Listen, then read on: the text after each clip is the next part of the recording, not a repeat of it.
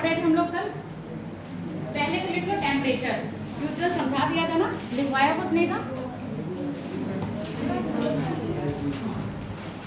पहले लिख low temperature, तापमान। और आपको साइंस वाले चैप्टर में इस ये जो मैं टॉपिक पढ़ा रही हूँ उसमें साइंस में से 3 चीजें पढ़नी है। एक आपको पढ़ना है टेम्परेचर और एक आपको पढ़ना है हीट। साइंस से ये 2 चीजें पढ़ के लाओगे, टेम्परेचर और हीट, तब आपका ये वाला पोर्शन पूरा क्लियर हो जाएगा। तरंगे इसमें नहीं है, समुद्र की तरंगे पढ़ाई होगी, हाँ वो वाला है। इसके दिमाग में तरंगे नहीं होती है, तो ठंडे को आना ना देखो। तापमान, तापमान किसी वस्तु या पदार्थ की, तापमान किसी वस्तु या पदार्थ की, बेटा थोड़ा जल्दी जल्दी लिखना। तापमान किसी वस्तु या पदार्थ की ठंडे या गर्म होने की अवस्था है।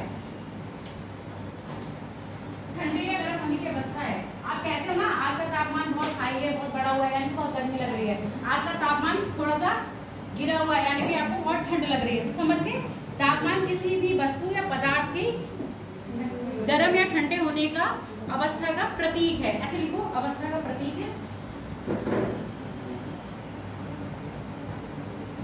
अवस्था का प्रतीक है। अर्थात तापमान ऊष्मा का द्योतक है। अर्थात तापमान ऊष्मा का द्योतक है। द्योतक है मतलब एक उसका प्रतीक है, उसका अनुभव करवाता है। आप ऊष्मा को नाप रहे हो ना, कहते हैं ना कितना इस कमरे का कितना टेम्परेचर है, तो आप टेम्परेचर नापते हो, तो वो कहाँ है, उस टेम्परेचर की हीट को नाप रहे हो, उसमें ऊष्मा कितनी है। ठीक है, समझ में आ गया। तो हीट, तापमान क्या है आपका, ऊष्मा का द्योतक है। ऊष्मा का, पृथ्वी पर ऊष्मा का स्रोत, पृथ्वी पर ऊष्मा का स्रोत क्या है, सूर्य है। पृथ्वी पर ऊष्मा का स्रोत सूर्य है। पृथ्वी पर ऊष्मा का स्रोत सूर्य है। सूर्य से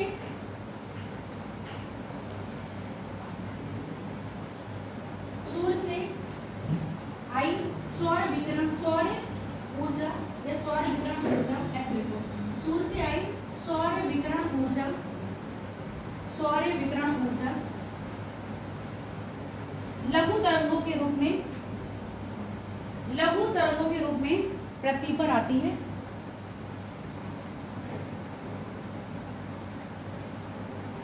लघु तरंगों के रूप में पृथ्वी पर आती है।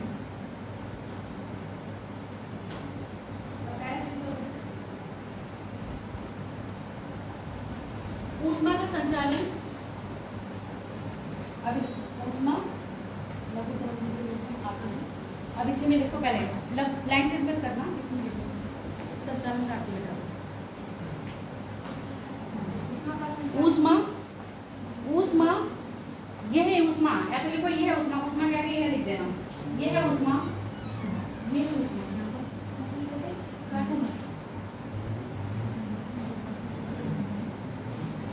ये और संचालन काटते हैं, संचालन काटते हैं, संचालन काटते। ये है ऊष्मा,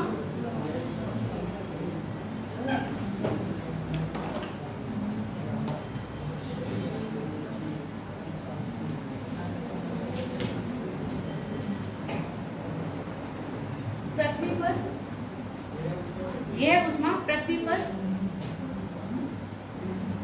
सूर्य ताप, सूर्य ताप आइसोलेशन,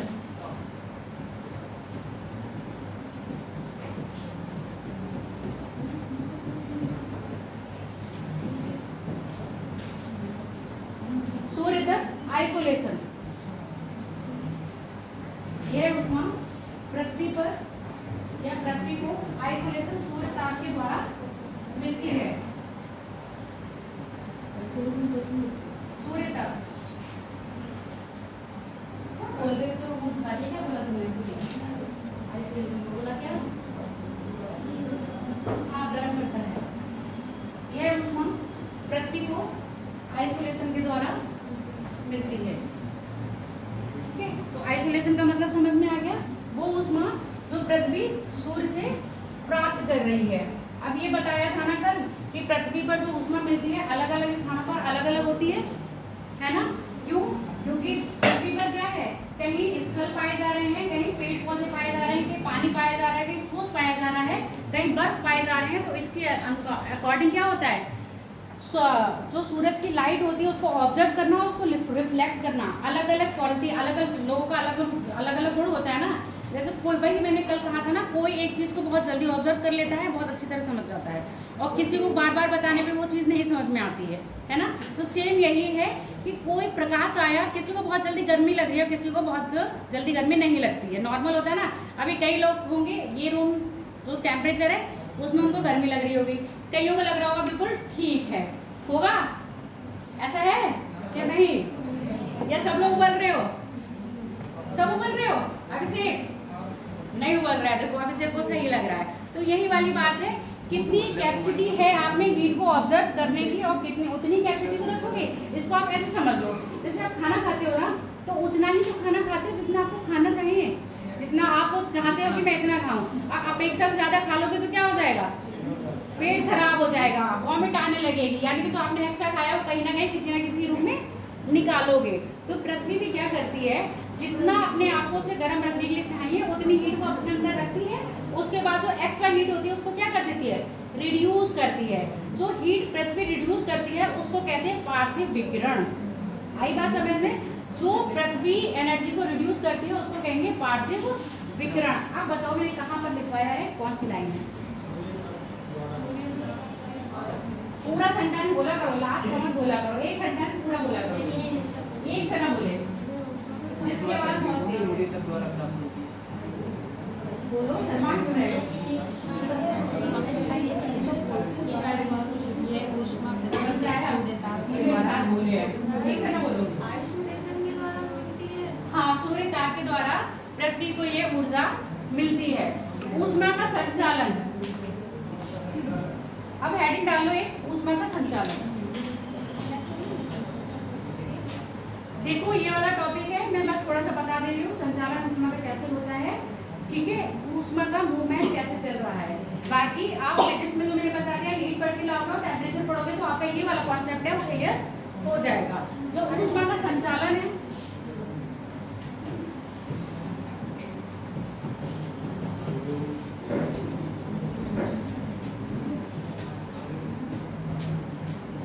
फ्लो ऑफ हीट जिसको बोलते हैं,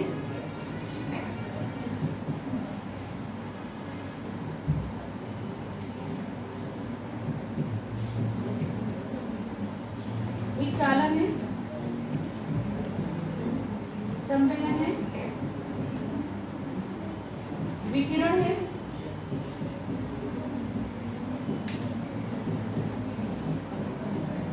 रेडिएशन,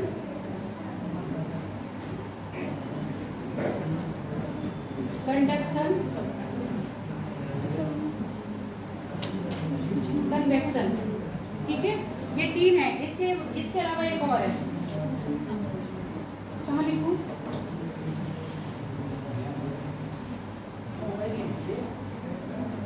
ये क्या हो गया, नंबर पे करो पहले।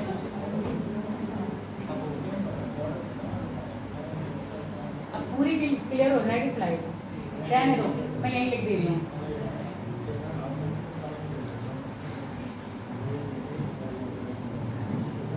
अभी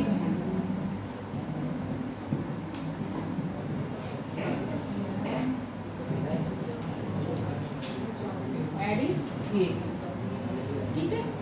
अब इसको एक बार मैं ओरली आपको समझा दे रही हूँ, अपना आप जाके फिजिक्स का ये टॉपिक है ऊष्मा, हीट वाला। ऊष्मा का संचालन या ना ऊष्मा का फ्लो कैसे होता है, साइंस वाले बता दो मुझे। सोनाली, सोनाली नाम है तुम्हारा? सलोनी, बताओ। मैम हम साइंस। साक्षी तुम बताओ फिर, या नए बच्चों में कौन है साइंस साइड का? बताओ। केमिस्ट्री मैं छोड़ी थी, फिजिक्स ली थी लास्ट में। धारा के रूप में नहीं है। ऊष्मा का अंतर, ऊष्मा फ्लो कैसे कब होगी, पहले मुझे ये बताओ। हीट का फ्लो कब स्टार्ट होगा? जब दोनों वस्तुएं एक ही टेम्परेचर की होंगी या अलग अलग होंगी? अलग कभी भी चाहे ऊष्मा हो, चाहे वायु हो, चाहे टेम्परेचर हो, चाहे आपका दाब हो, दाब यानी कि प्रेशर, और उसके अलावा क्या बोला था, टेम्परेचर बोला था, और आपका ये हो गया आपका ऊष्मा। जब दो पदार्थों की ऊष्मा क्या होती है, अलग अलग होती है, एक पदार्थ बहुत गर्म और एक पदार्थ बहुत ठंडा होता है, तो ऊष्मा का फ्लो गर्म पदार्थ से ठंडे पदार्थ की ओर होता है। पढ़ा होगा हीट का आदान प्रदान, ऊष्मा का प्रभाव जो गर्म पदार्थ होगा उससे किधर होगा, ठंडे पदार्थ की ओर होगा, और तब तक होता रहेगा जब तक दोनों वस्तुओं का टेम्परेचर एक जैसा ना हो जाए, समान हीट ना हो जाए। आगे बात समझ में। तो ये जो होगा, मान लो दो चीजें हैं, ये ठोस आपस में रखा है, ये गर्म है और ये ठंडा है, तो हीट का फ्लो इधर होगा, और तब तक होगा जब तक ये दोनों एक ही टेम्परेचर पर आ जाएंगे। तो ऊष्मा का जो चालन है यानी कि कंडक्शन है, ये दो ही पदार्थों पे काम करता है, एक आपका है ठोस और दूसरा है आपका द्रव। गैस में काम नहीं करता।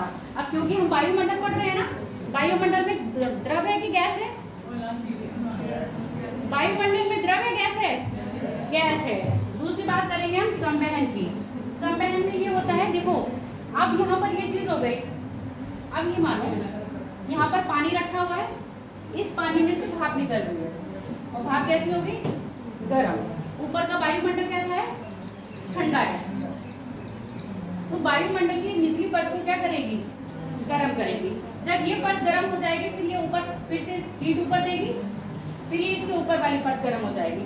ऐसे करते करते पूरी वायुमंडल की परत क्या हो जाएगी, आपकी गर्म हो जाएगी। और गर्म तब तक रहेगी जब तक यहाँ से इसको हीट मिलती रहेगी, है ना, तब तक भी मिलेगी। हीट मिलना बंद हो जाएगा तो ये गर्म होगा क्या, नहीं होगा ना। तो सेम बात यहाँ पर होगी, जो आपकी कन्वेक्शन की संवहन की क्रिया है वो द्रव और गैस में है। द्रव और गैस का मतलब समझ में आ गया।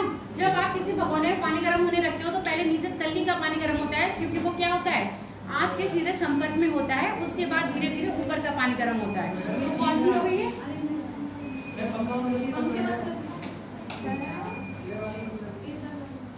क्यों यहाँ लाइट नहीं आई है, नहीं तो आगे वाला सब पंखे बंद होंगे, बराबर है तो सब है, नहीं है तो कोई भी नहीं। अच्छा, और कुछ लाइन से ये मुझे लगा आपको याद गया हो, ठीक है। चलो यहाँ पर तो आपको पता चल गया ना, ये चीज तब होगी जब दोनों पदार्थ आपस में पास पास होंगे, पर अब कोई पदार्थ आपस में पास है ही नहीं। सूरज पृथ्वी के पास है, एकदम सटे हुए हैं, एकदम सटे हुए हैं, नहीं है ना, तब भी हमें हीट मिल रही है, किससे, सूरज से मिल रहा है। तो सूर्य का जो प्रकाश पृथ्वी पे मिलता है वो रेडिएशन के द्वारा मिलता है, जिसको हम कहते हैं विकिरण। इसके लिए किसी माध्यम की आवश्यकता नहीं होती है। इसके बाद है अभिवहन। अभिवहन का मतलब, जब आपने देखा हो ना, कभी कहीं आग लग रही है, आग लगी है तो वहां की वायु कैसी हो रही है, गर्म है, तो वो वायु जब पवन के रूप में बहती हुई आती है तो आपको गर्म महसूस होती है। गर्मियों में लू महसूस कर रहे हो कि नहीं, तो लू कहाँ से आती है, लू ऐसे गर्म प्रदेशों से आती है जहाँ की वायु ऊपर उठ के गर्म हो जाती है, और फिर वो कहाँ आती है, ठंडे प्रदेशों में उनको लेके आती है। कौन, उच्च वायुदाब की हवा। तो उच्च वायुदाब से हवा चलती है और कहीं बीच में गर्म प्रदेश पड़ गया तो उसकी हवा को भी अपने साथ खींच के ले आती है, तो वो आपको कैसी होगी, महसूस होती है गर्म। तो वो होता है अभिवहन। तो वायुमंडल को जो गर्म करने के कारक हैं 3, और सबसे ज्यादा आता ये और दूसरा ये 2 कारक ज्यादा प्रभावित करते हैं किसको, आपके पृथ्वी को गर्म करने में या आपके वायुमंडल को गर्म करने में। वायुमंडल कैसे गर्म हो रहा है, संवहन के द्वारा, और आपका पृथ्वी कैसे गर्म हो रही है, रेडिएशन के द्वारा। जो प्रकाश से आता है उसका रेडिएशन कहते हैं। बात समझ में आ गई। अब लिख लो, ये समझ में तो आ गया ना, ये पढ़ लोगे अपने आप, बस मैंने यहाँ पर आपको लिखवा दिया है। अगला हेडिंग डाल दो, ये लिखना चाहते हो कुछ, बहुत हो जाएगा, पढ़ लेना। गर्मी में नहीं लिखा जाएगा, तो गर्मी में कंट्रोल करो जैसे मैं कंट्रोल कर रही हूँ। अगला लिखो,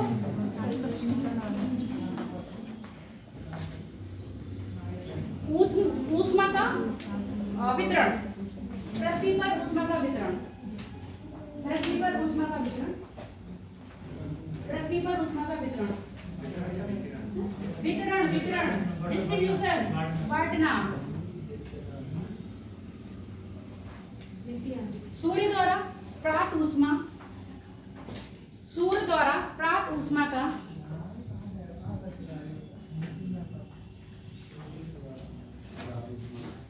सूर्य से पूरा 100% आ रहा है आपके पास, ठीक है। 35% भाग जो है रिफ्लेक्ट कर दिया जाता है वायुमंडल में गैस, वायुमंडल में जलवाष्प, वायुमंडल में कण, धूल के कण और वायुमंडल के द्वारा और पृथ्वी की सतह द्वारा। 35% बाहर कर दिया जाता है। बस कितना रहा, 100 में से 35 घटाओगे तो वेरी गुड। सिर्फ यही 65% है जो पृथ्वी को गर्म करने में सहायक होता है। लिख लो, क्या लिखे हो? सूर्य द्वारा प्राप्त ऊष्मा पृथ्वी को केवल 65% ही प्राप्त होता है। 65 केवल 65% ही प्राप्त होता है। शेष 35%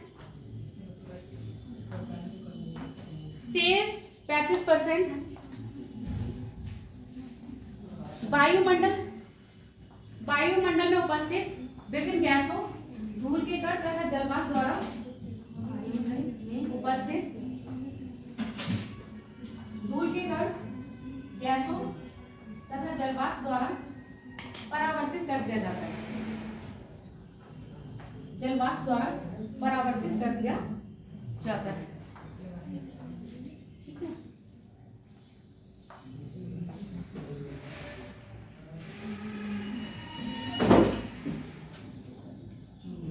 ये क्या हैंग होने लगा है? इसमें कुछ ज्यादा चीज पड़ गई क्या? इसको भी गर्मी लग रही है। गर्मी लगने लगती है तो हैंग नहीं होता। देखो ये मेरा ही टच खराब हो गया है।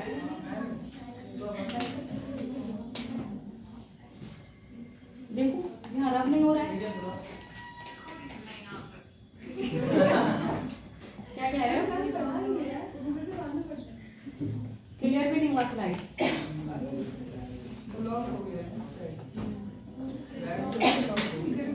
क्या हो गया? गर्मी से हैंग हो गया। आप बताओ फिर कैसे पढ़ाएंगे? करंट कम जा रहा है।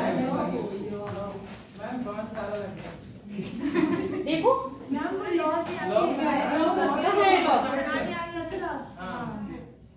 ओपन कैसे होगा?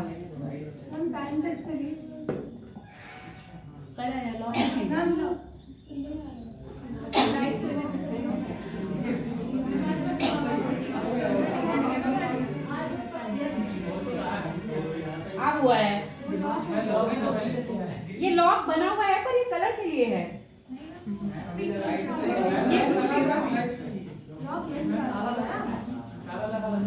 चलो ठीक है। क्या लिख रहे थे हम लोग? ऊष्मा का वितरण तो लिख रहे थे। क्या क्या लिख दिया ये बताओ। 65% दिया जाता है और 35%। अब ये 65% भी है तो ये 65% ही तो आपकी क्या करेगा? वायुमंडल को गर्म कर रहा होगा ना, है ना। इस 65% में से भी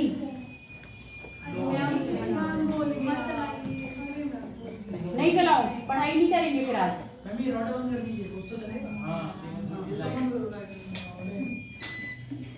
ये इन्वर्टर तो नहीं था,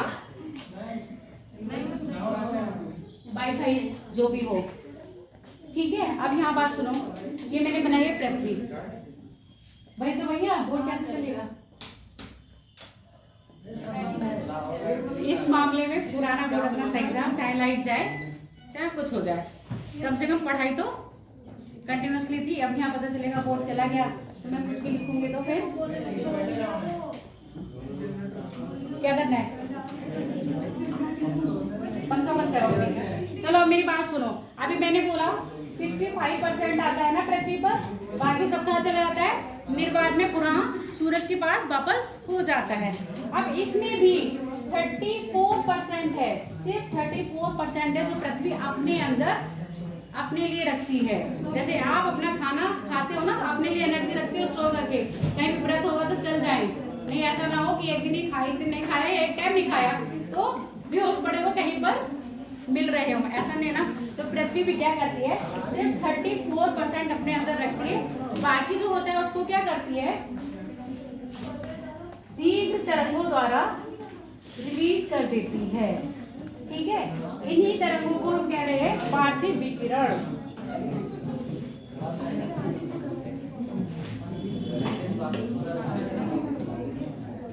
पार्थिव विकिरण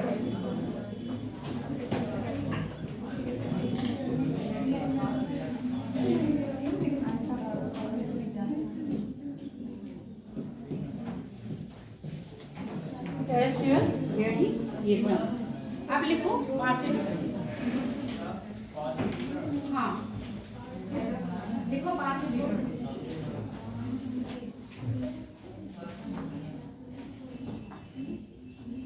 पार्थिव विकिरण, पार्थिव विकिरण के द्वारा, पार्थिव विकिरण के द्वारा वायुमंडल सर्वाधिक ऊष्मा प्राप्त करता है, यह सर्वाधिक गर्म होता है, यह सर्वाधिक तापमान बढ़ता है। जैसे भी चाहो वैसे लिख लो, जो लैंग्वेज आपको समझ में आए। पार्थिव विकिरण द्वारा वायुमंडल को सर्वाधिक ऊष्मा प्राप्त होती है, सर्वाधिक ऊष्मा प्राप्त होती है।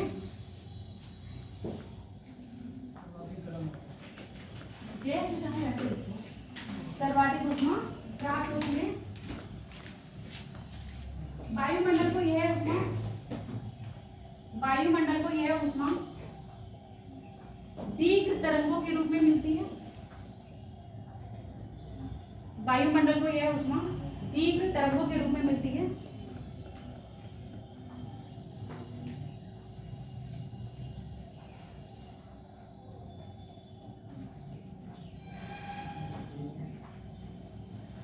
तीव्र तरंगों के रूप में मिलती है। इसके अंतर्गत वायुमंडल से इस, क्या लिखा है बेटा लाइन बोल रहा, इसके अंतर्गत पृथ्वी से लगा हुआ वायुमंडल सबसे पहले गर्म होता है। इसके अंतर्गत पृथ्वी से लगा हुआ वायुमंडल की सतह सबसे पहले गर्म होती है। पृथ्वी से लगी हुई वायुमंडल की परत सबसे पहले गर्म होती है तथा इसके पश्चात संवहनी तरंगों द्वारा या संवहनी ऊर्जा द्वारा तथा इसके पश्चात संवहनी तरंगों द्वारा पृथ्वी के वायुमंडल की अन्य परतें गर्म होती है तथा पृथ्वी के इसके पश्चात संवहन तरंगों द्वारा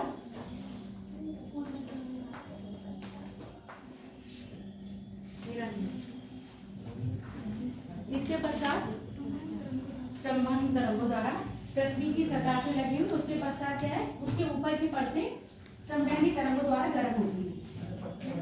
हाँ, संवहनी तरंगों द्वारा वायुमंडल की अन्य परतें गर्म होती हैं।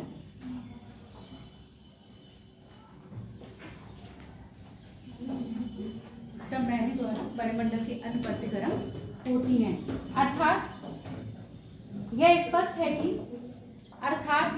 है कि वायुमंडल को गर्म करने में सर्वाधिक योगदान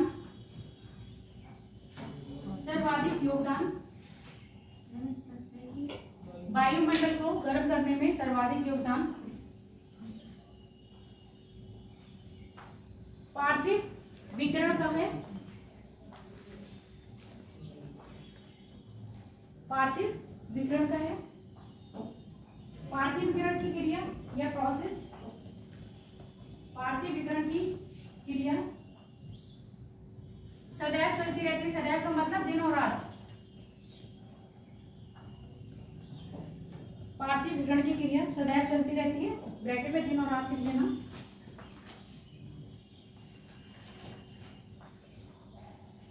दिन में सूर्य ताप की उपस्थिति में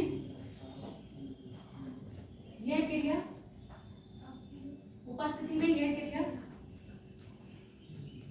कम प्रभावी होती है।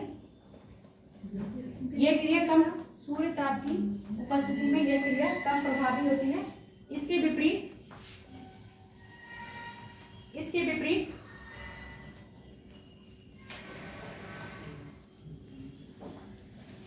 रात में यह अधिक प्रभावी होती है, रात में यह अधिक प्रभावी होती है।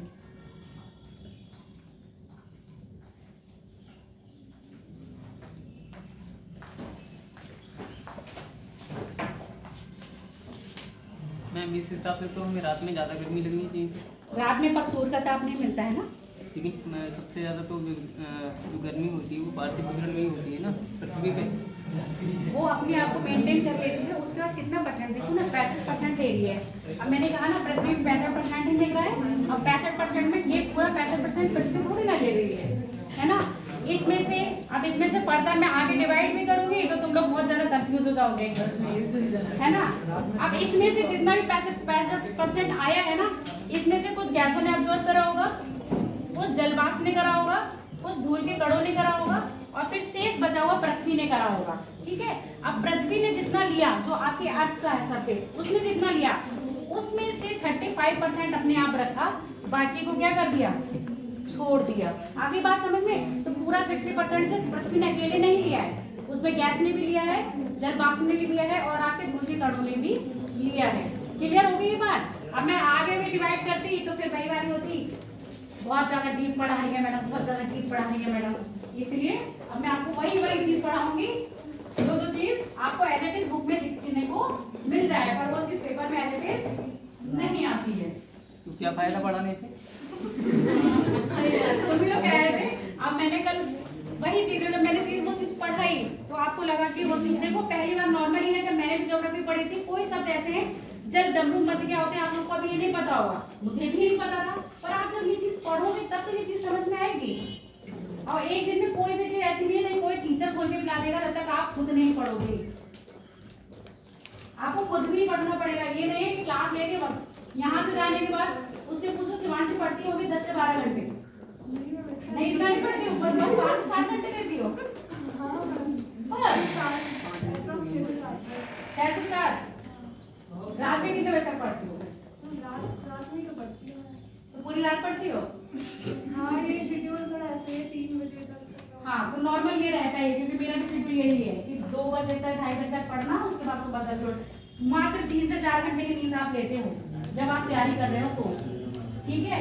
ये मत सोचना कि आप सो भी बहुत अच्छी तरह लो और आपको पढ़ाई भी हो जाए।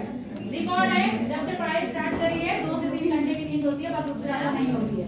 दिन में वो आप सो नहीं पाते हो, तो टेंशन लगी रहती है कि अगर बहुत देर तक आग लग गई तो आपके टॉपिक रह जाएगी। हाँ, अब बात में करना, वो लिखो कहाँ पहुंच गए, पूरा हो गया ना कंप्लीट।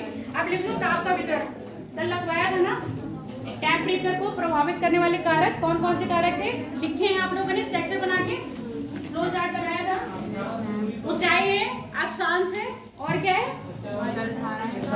जलधाराएं, पवन, स्थलाकृति, उसके अलावा वायुमंडल की स्वच्छता। अब इसको एक ही कैमरे में बोल दे रहे हो, फटाफट लिख लो, उसके बाद आपका एक आगे बढ़ाते हैं इस टॉपिक को। पहले लिख लो ऊंचाई, सामान्यता ऊंचाई पर जाने पर।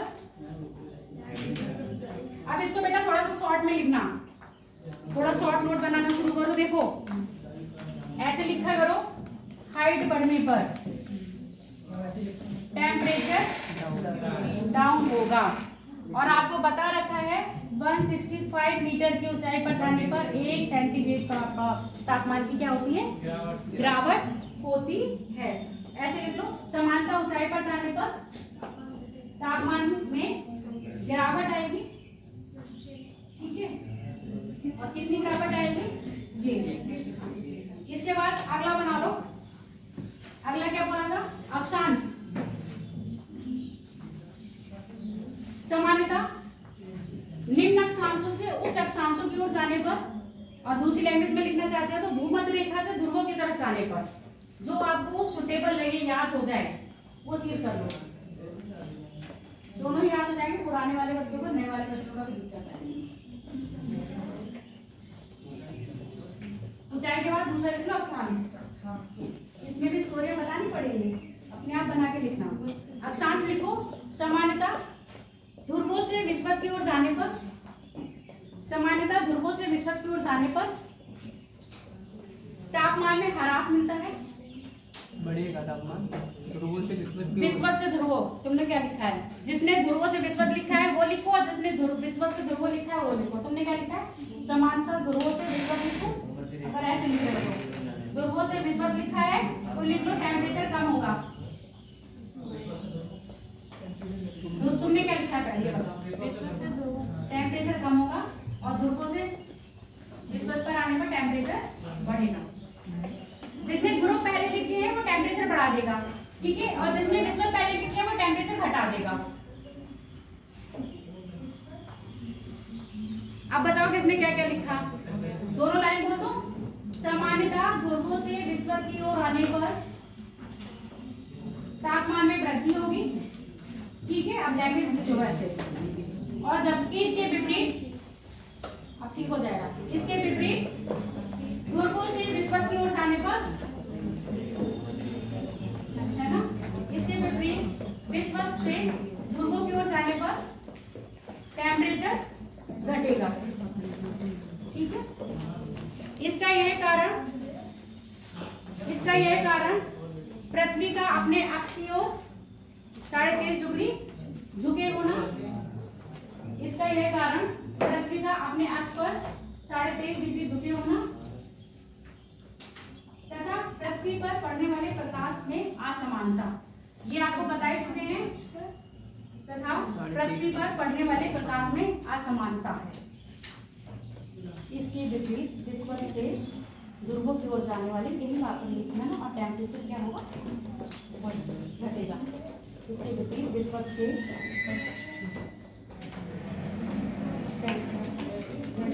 पृथ्वी का अपने अक्ष पर झुके होना 23.5 डिग्री झुका होना है, क्योंकि इस कारण पृथ्वी पर सूर्य का प्रकाश प्रत्येक स्थान पर समान नहीं पड़ता।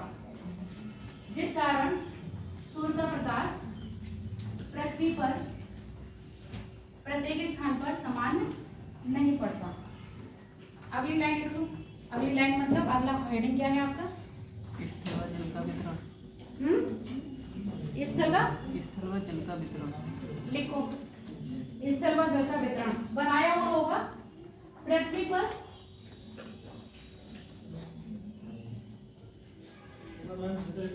स्थल व जल का वितरण। हेडिंग है ये।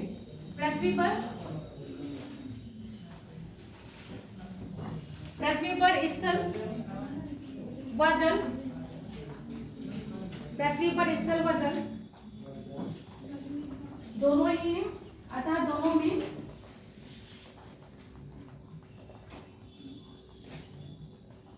गुण भिन्न भिन्न है, जिस कारण दोनों में गुण भिन्न भिन्न है, जिस कारण पृथ्वी पर तापमान में असमानता पाई जाती है। अब लिख लो वायुमंडल की स्वच्छता।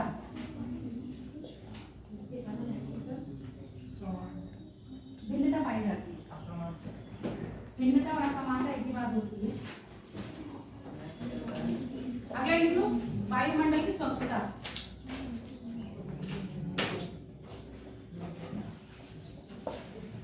वायुमंडल की स्वच्छता में लिखो पृथ्वी पर प्रत्येक स्थान पर सदैव मौसम स्वच्छ नहीं रहता। पृथ्वी पर प्रत्येक स्थान पर सदैव मौसम स्वच्छ नहीं रहता।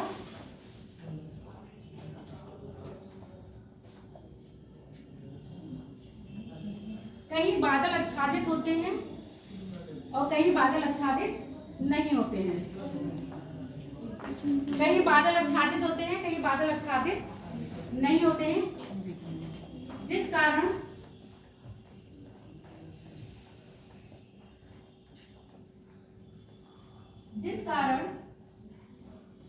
सूर्य का प्रकाश पृथ्वी तक पहुंचने में अवरोध हो जाता है।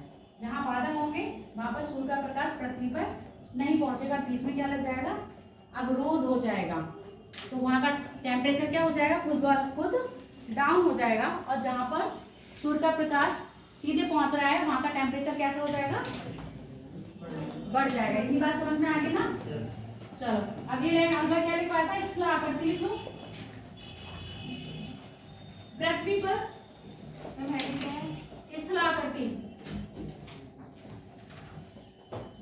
बनावट लिख दो, स्थलाकृति या बनावट। पृथ्वी पर कई मैदान, कई मरुस्थल, कई पर्वत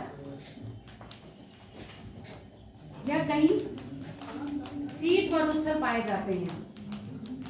पृथ्वी पर कई मैदान, कई मरुस्थल या कई शीत मरुस्थल पाए जाते हैं, जिस कारण प्रत्येक स्थान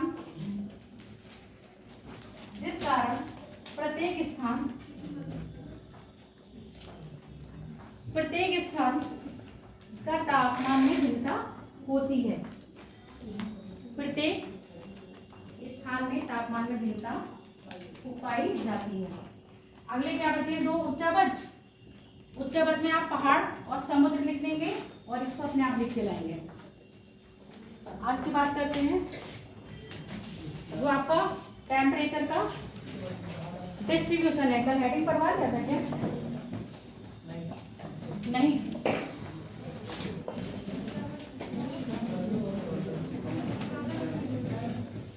क्या करूं बेटा? आप लोग गर्मी को लग जाओ, तो गर्मी कहेगी इंसान मुझे लग रहे हैं।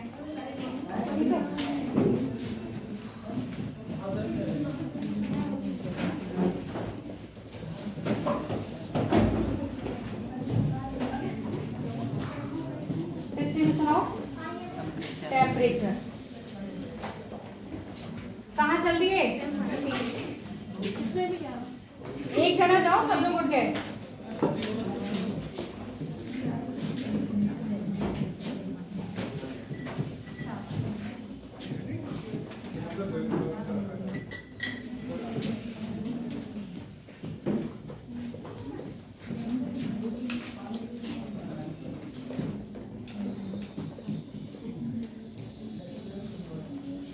हॉरिजॉन्टल और वर्टिकल।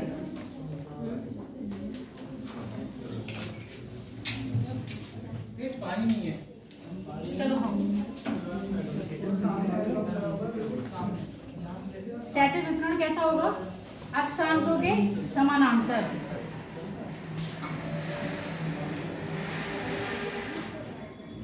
ये नहीं हो सकता।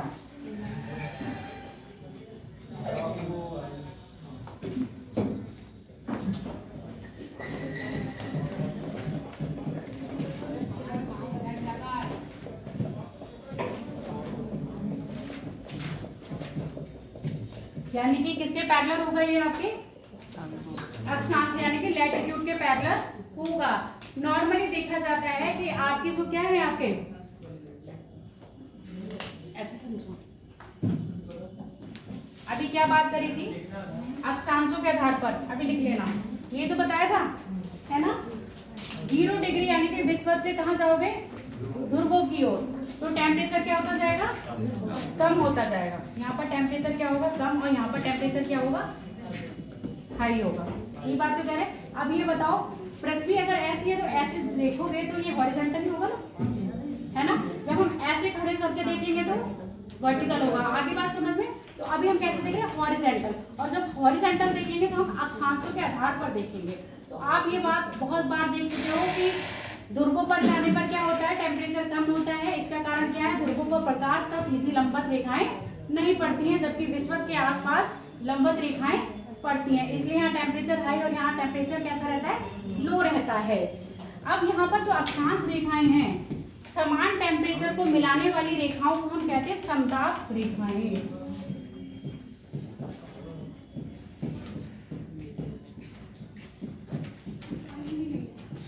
कोई बात नहीं। आइसोथर्म लाइन, वो लाइन जो क्या कर रही होगी? पृथ्वी पर समान ताप को मिला रही होगी। अब आपको ये पता है पृथ्वी पर एक जगह जल है और एक जगह स्थल है। दोनों ही अलग अलग गुण रखते हैं। स्थल जल्दी गर्म होते हैं और जल क्या होता है? देर से गर्म होता है। मतलब जो स्थल का टेम्परेचर है उस टेम्परेचर पर आने पर उसको बहुत टाइम लगेगा। तो सेम बात यहाँ पर है। अब जो हमारी समदाब रेखाएं होती हैं वो कहाँ से? पूरब से पश्चिम खींची जाती हैं। पूरब से पश्चिम क्यों खींची जा रही है? क्योंकि हमारी पृथ्वी क्या कर रही है? पश्चिम से पूरब रोटेट कर रही है। तो इधर का स्थान पहले गर्म होगा, इधर का स्थान बाद में गर्म होगा। अब जैसे ही ये क्या होती है? सागर से स्थल की ओर आएंगी तो दक्षिण में कन्वर्ट हो जाती है, विचलित होती हैं। और जैसे ये सागरों पर जाएंगे तो उत्तर में विचलित होती हैं। इसको समझा दो एक चित्र से, ऐसे समझो। जैसे ये हमारी इंडिया है, दक्षिण भारत बना है, ये सागर है, कौन सा है? बंगाल की खाड़ी। बंगाल की खाड़ी में यहाँ पर अभी क्या है? 20 डिग्री सेंटीग्रेड टेम्परेचर है। अब यहाँ पर 20 डिग्री है, तो अगर हम स्थल की बात करेंगे तो ये 20 डिग्री यहाँ तो नहीं मिलेगा, कहीं ना कहीं यहाँ मिलेगा। क्यों? यहाँ पर ये ऊपर ज्यादा गर्म होगा, ये क्या है? इक्वेटर के पास है ना आपके, सॉरी कर्क रेखा के पास आएगा ये वाला स्थल, और ये आपका क्या है? 0 डिग्री है। अब जो कर्क रेखा के पास है, ऊपर जैसे जाओगे वहां पर टेम्परेचर बढ़ रहा है ना विषुवत के पास, तो यहाँ पर टेम्परेचर हाई है। अब यहाँ से, अब मैंने कल बताया था, तट से जैसे ही स्थल की ओर जाएंगे टेम्परेचर क्या बढ़े मिलेगा? बढ़ा हुआ मिलेगा ना। तो अब यहाँ जाओगे तो यहाँ पर अगर 20 है तो यहाँ पर 25 होगा, सॉरी कट जाएगा क्या ये?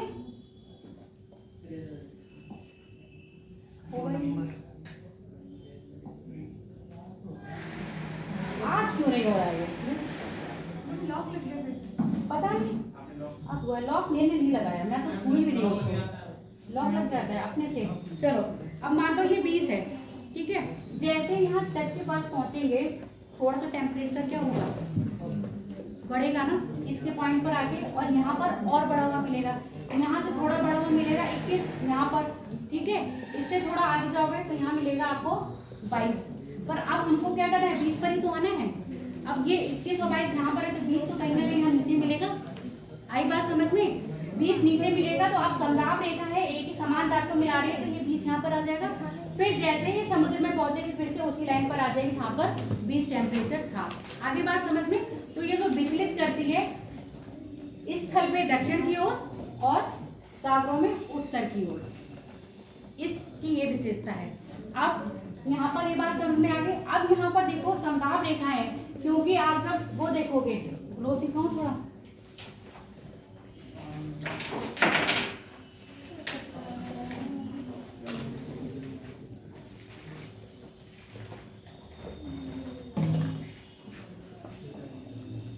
कहाँ चला?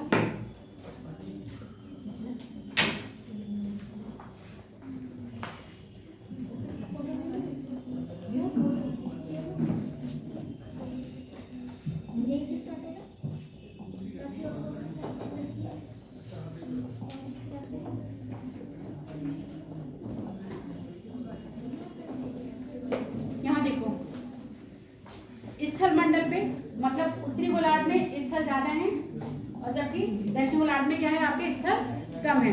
तो यहाँ पर समदाब रेखाएं होंगी जो अक्षांशों के लगभग पैरेलल चल रही होंगी। ये फिर बोल गया लगभग क्या चल रही होगी? पैरेलल। अब यहाँ देखो ये पूरा पैरेलल चलेगी। अब जैसे क्या आएगा? स्थल आएगा, ये कहाँ मुड़ जाएंगे? दक्षिण। फिर से कैसे चलने लगेंगे? ऊपर। आगे बात समझ में? फिर से उत्तर में हो जाएंगे। अब यही चीज यहाँ पर देखो, अब यहाँ पर अगर मैं खींचूंगी तो ये क्या आ गया? स्थल। फिर ऐसे आया, फिर ये आया, फिर ये ऐसे आएगा, फिर ऐसे आ जाएगी। समझे नहीं हो? गलत कर गए। ये आया, इसके बाद नॉर्थ मुड़ गई, फिर साउथ में आएगी, फिर नॉर्थ मुड़ जाएगी, फिर साउथ में आएगी, फिर साउथ में आएगी, फिर नॉर्थ आएगी। अब यहाँ देखो, यहाँ कितना कम विचलित हुई है, यहाँ पर ज्यादा विचलित हुई है। तो विचलन होने का मतलब समझ रहे हो? यहाँ पर स्थल खंड ज्यादा है, यहाँ पर कम है। तो समताप रेखाएं आपकी कैसे चलेंगी? वो रेखाएं हैं जो पृथ्वी पर एक ही ताप को मिलाएंगी। एक ही ताप को मिलाने वाली रेखाओं को हम कह रहे हैं समताप रेखाएं। ये रेखाएं प्रायः दक्षिण ध्रुव में किसके समांतर है? अक्षांश के समांतर है, परंतु उत्तरी ध्रुव में क्या हो जाती हैं?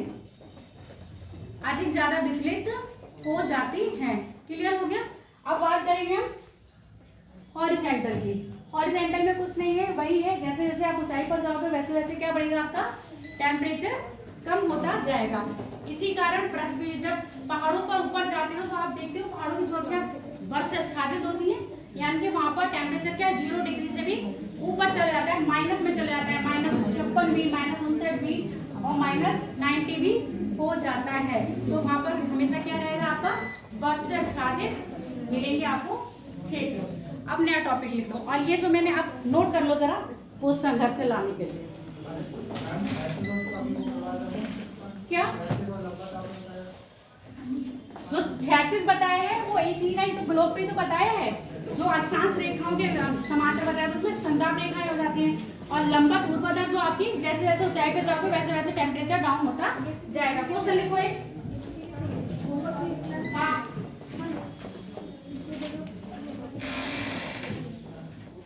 पृथ्वी के तापमान से आप क्या समझते हैं? हाँ, पृथ्वी के तापमान से आप क्या समझते हैं?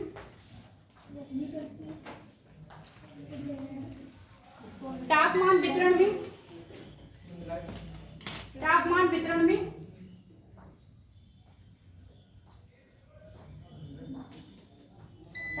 तापमान वितरण में क्षैतिज तथा ऊर्ध्वाधर की व्याख्या करते हुए, हाँ, क्षैतिज तथा ऊर्ध्वाधर की व्याख्या करते हुए समताप रेखाओं के महत्व को समझाइए। समताप रेखाओं के महत्व को समझाइए। क्षैतिज व ऊर्ध्वाधर वितरण करते हुए समताप रेखाओं के महत्व को समझाइए।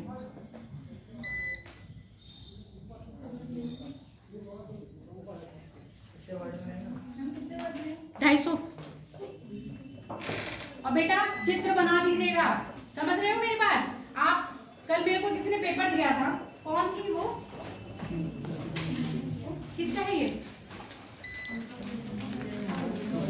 स्वाति राजपूत आप हैं बेटा? आपने मेहनत करी है, बहुत अच्छा है, और कोशिश जो करी, बस इसमें थोड़ा सा मैप बनाना था कि कर करेगा वो थोड़ा सा बना दिया। उसके बाद आपने बता रही है कैसे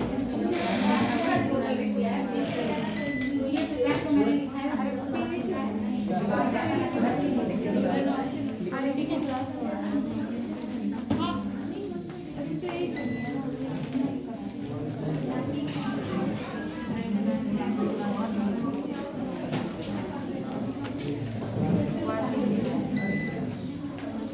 एयर प्रेशर, वायु दाब।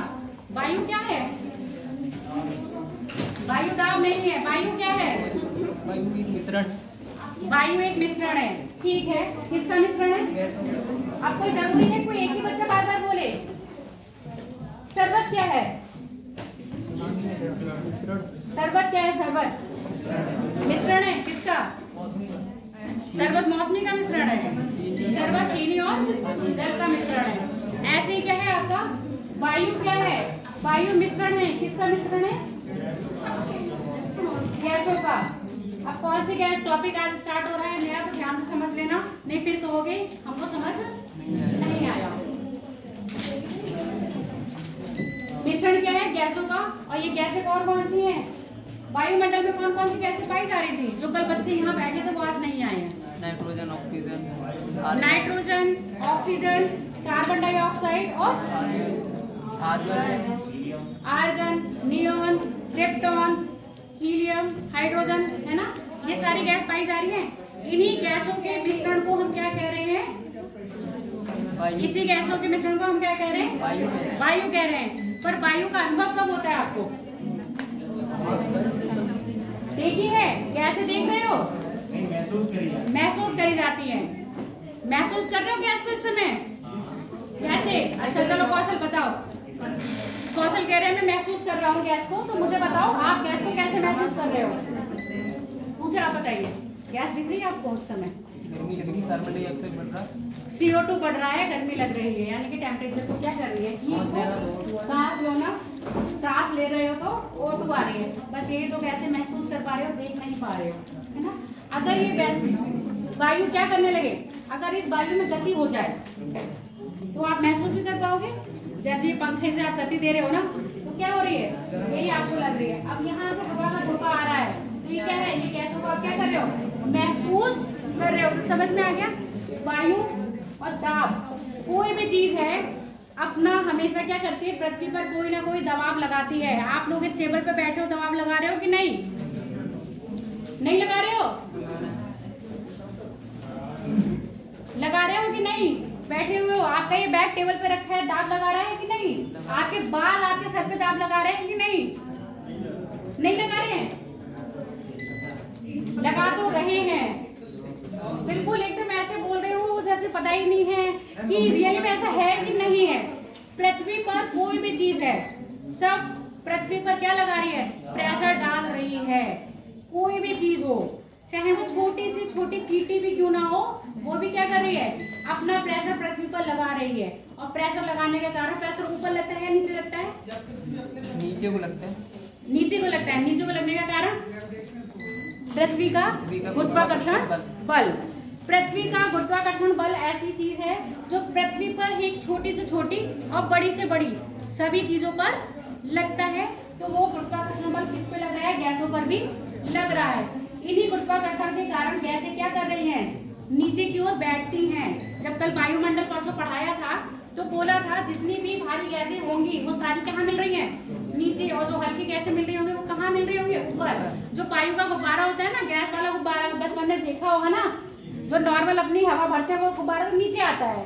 जो एक जो ऊपर जाता है गैसीय गोला गैसीय गुब्बारा, उसमें कौन सी गैस भरी होती है, हीलियम। क्यों भरी होती है हीलियम गैस, बहुत तेज बोले हो, सबसे हल्की गैस है हीलियम गैस। तो ऐसे ही तो ऊपर जो मिलेंगी वो आपको हीलियम मिलेगी और हाइड्रोजन मिलेगी, पर जितनी भी भारी गैसेज है वो कहाँ मिलेगी, नीचे।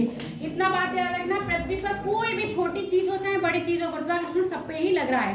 और गुरुत्वाकर्षण कहाँ से लग रहा है, नीचे की ओर। तो पृथ्वी अपने किसी भी चीज को अपनी ओर खींच रही है, तो वो वायु को भी वो क्या कर रही है, अपनी ओर खींच रही है। अब ये जो वायु का जो हम वितरण है या जो वायु का मापन है वो हम फैलाने में नहीं कर रहे। फैलाने का मतलब समझ रहे हो, इसका क्षैतिज नहीं करेंगे, इसका ऊर्ध्वाधर करेंगे। अब मेरी बात सुनो, जितने क्षेत्र में मैं खड़ी हूँ उस क्षेत्र में मेरा दाब लग रहा होगा ना, उससे इधर या उधर तो नहीं लग रहा होगा। सेम कंडीशन यही है। अब मैंने कहा कि टेम्परेचर समान नहीं है कहीं, पूरी पृथ्वी पर कहीं भी टेम्परेचर समान नहीं है, टेम्परेचर में भिन्नता है। मतलब जहाँ टेम्परेचर ज्यादा होगा वहाँ की वायु गर्म होगी, कहाँ होगी, ऊपर मिलेगी। और जहाँ टेम्परेचर कम होगा वहाँ की वायु कहाँ मिलेगी, नीचे। तो अब यहाँ पर देखो ऊपर और नीचे में क्या बन गया, अंतर बन रहा है ना, चेंज आ गया। तो जहाँ पर वायु नीचे मिलेगी वहाँ वायु दाब अधिक होगा और जहाँ वायु ऊपर मिलेगी वहाँ वायु दाब कम होगा। इतनी चीज समझ में आई या नहीं, ये मुझे बताओ पहले।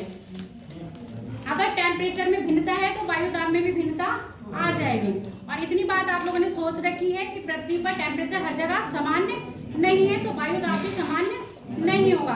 और वायु दाब को हम कैसे माप रहे हैं, वर्टिकल है ना, ऊर्ध्वाधर बांट रहे हैं। अब मैं यहाँ खड़ी तो मेरा प्रेशर सिर्फ यही रहेगा, तो जहाँ पर वायु दाब की मात्रा अधिक होगी तो वही नापेंगे।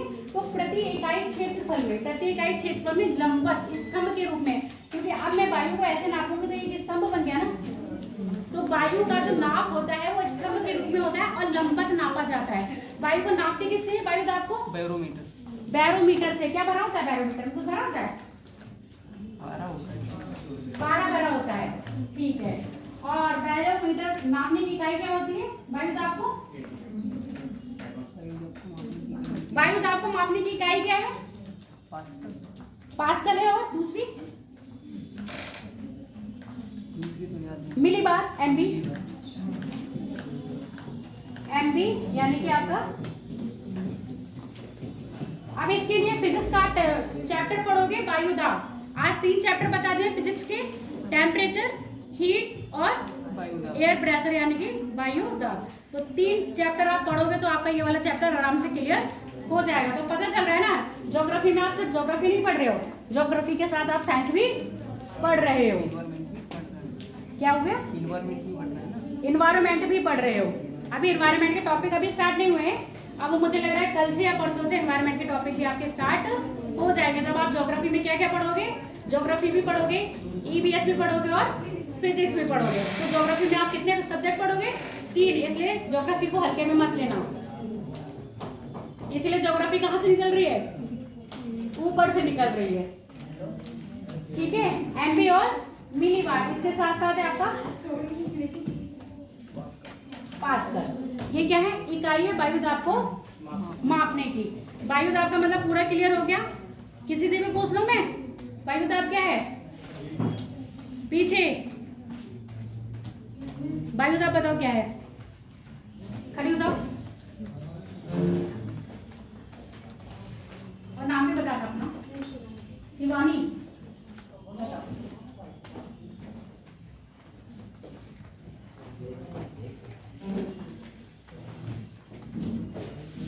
आज कई बच्चों को अपनी सर की याद आ रही होगी। वो भी खड़ा कर देते, वो भी खड़ा कर देते थे, बिठाते भी नहीं थे, हैं बताते भी नहीं थे, कहते थे खुद पढ़कर आओ। इससे क्या होगा, आपका कॉन्सेप्ट क्लियर होगा, हैं सही करते थे ना वो, वैसे भी बहुत अच्छे टीचर है। हाँ बताओ, क्यों नहीं पता? क्योंकि आप बातें कर रहे थे, है ना। ये बात आप बाद में जाके सबको नहीं बताएंगे कि हम बातें करते हैं। बात शिकायत की नहीं है बेटा, नॉर्मली मुझे पता है कि आप लोगों को ये चीजें नहीं समझ में आएंगी। मैं आपको पहले ही बोल चुकी हूँ, ज्योग्राफी एक ऐसा सब्जेक्ट है जो अपने आप में 3 चीजों को समेटे हुए है। तीनों का कॉन्सेप्ट क्लियर होना भी बड़ी बात है, तब आप ज्योग्राफी क्लियर कर पाओगे। तो अपनी गलती भी देखा करिए, फिर दूसरे पे उंगली उठाया करिए। अब बताओ, जो समझ रहा है वो वायुदा बताओ। मैं बताऊं? तुम नहीं बताओगे, मैंने पहले बोल रखा है, पुराने बच्चे बिल्कुल कुछ नहीं बोलेंगे, जो भी बच्चे बोलेंगे नए बच्चे बोलेंगे। सान्या बताओ, धीरे धीरे मुझे सबके नाम याद हो जाएंगे। वायुदा क्या है?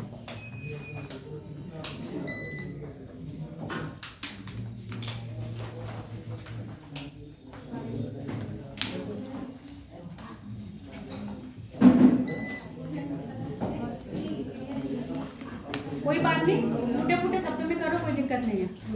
बोलना सीखो, यहाँ आप बोलने के लिए आए हो। दे दूंगा जितना भी है। जो आपके अंदर की हेजिटेशन है ना वो निकलेगी। नहीं आ रहा, खुद खड़े हो। क्या वायुदा, खड़े होके बताओ। कॉन्फिडेंस चेक करना होता है ना।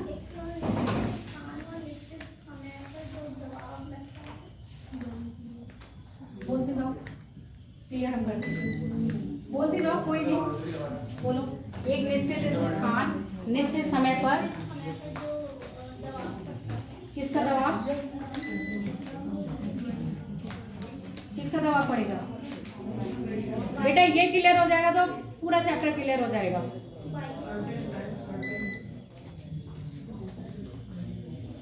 बोलो, आता है तुम्हें, पर शब्द क्या इस्तेमाल करें, ये चीज दिक्कत हो रही है ना। देखो नॉर्मल है, बैठो।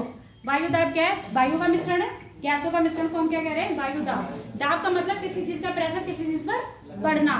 तो यहाँ प्रेशर किस पर लग रहा है? पृथ्वी पर लग रहा है। हम पृथ्वी पर ही तो देख रहे हैं, हम पढ़ाई किसकी कर रहे हैं ज्योग्राफी में? पृथ्वी की कर रहे हैं ना। तो पृथ्वी पर वायु का भी तो दाब लग रहा है। अभी पृथ्वी की धरातल पे सागर का भी दाब लगेगा, पृथ्वी के धरातल पे पहाड़ों का भी दाब लग रहा है, पृथ्वी के धरातल पे वायुमंडल का यानी कि वायु का भी दाब लग रहा है। तो एक निश्चित स्थान पर वायु के द्वारा लगाया हुआ दाब को हम क्या कह रहे हैं? वायु दाब कह रहे हैं। इसका मापन है, इसको जो मापते हैं इसकी मापन होता है लंबवत। कैसे मापा जाता है? लंबवत। प्रति इकाई क्षेत्र में कितना दाब लग रहा है उसको नापते हैं हम। आपके किससे नापते हैं? बैरोमीटर से। इकाई क्या है इसकी? पास्कल और एमपी। अब अपनी कॉपी में लिख लो वायु दाब, हेडिंग डालो पहले।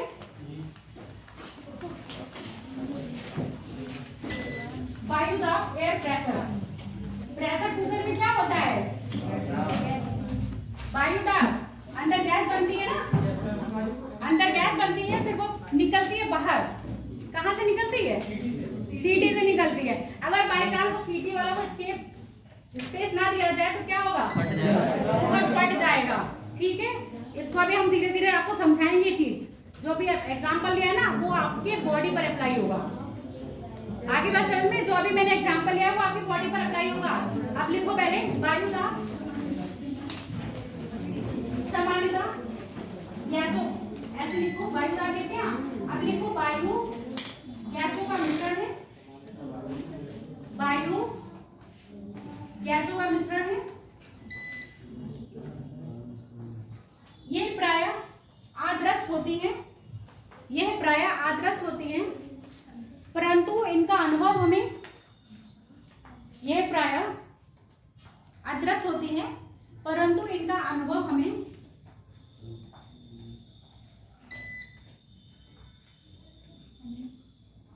इसमें गति के कारण होता है।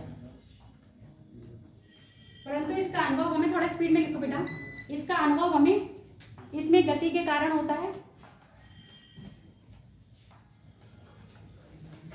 जिसको सामान्यतः हम पवन के नाम से जानते हैं। कोई लड़के का नाम नहीं है पवन,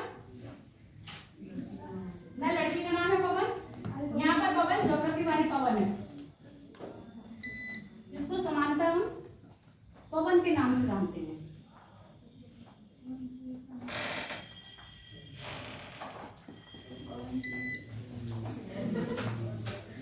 जिसको सामान्यतः हम पवन के नाम से जानते हैं।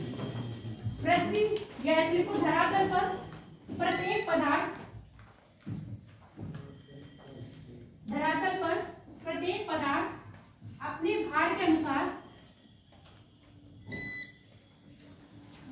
प्रत्येक पदार्थ अपने भार के अनुसार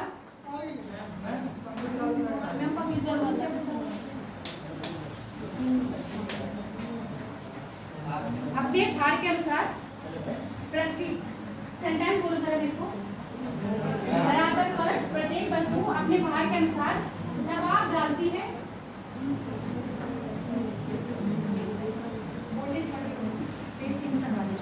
दबाव डालती है।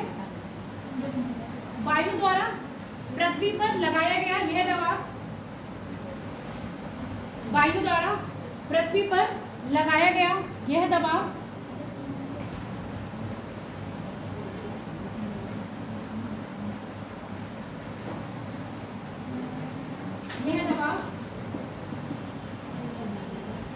वायुदाब कहलाता है, वायुदाब कहलाता है।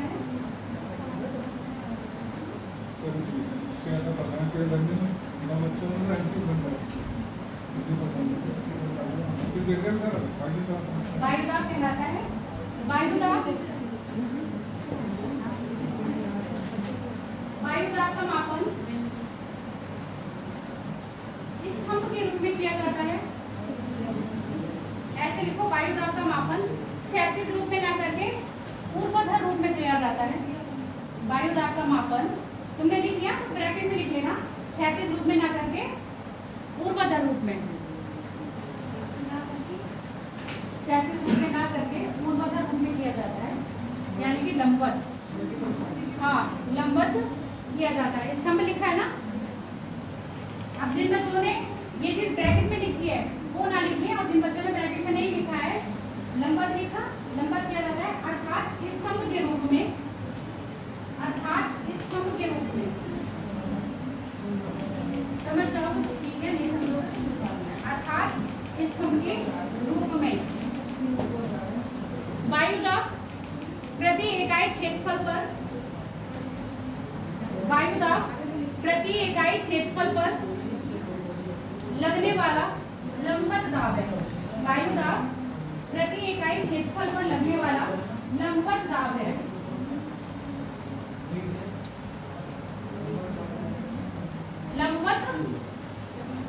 लंबवत दाब है जिसको वायुदाब मापनी, जिसको वायुदाब मापनी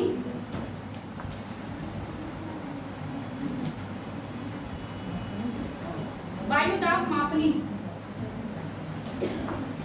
वायुदाब मापनी को लिखो बैरोमीटर, जिसको वायुदाब मापनी बैरोमीटर से मापा जाता है। इसकी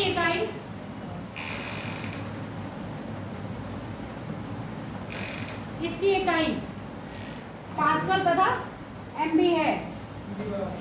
इसकी इकाई पास्कल तथा एमबी यानी कि मिलीबार है। इसकी इकाई पास्कल तथा मिलीबार है।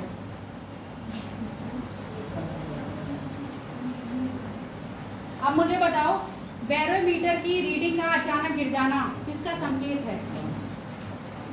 बैरोमीटर की रीडिंग का अचानक गिरना, ये पेपर में पूछे जाते हैं। कोई प्राकृतिक आपदा,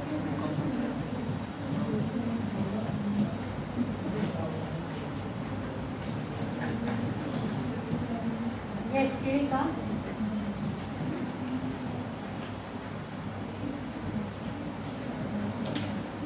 अचानक गिरना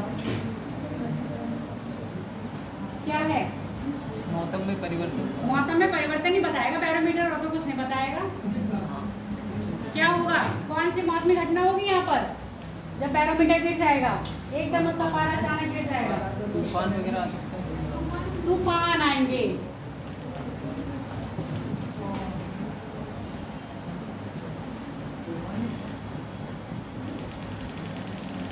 जो बैरोमीटर की रेटिंग है उसका धीरे धीरे धीरे धीरे ऊपर बढ़ना क्या कहलाएगा?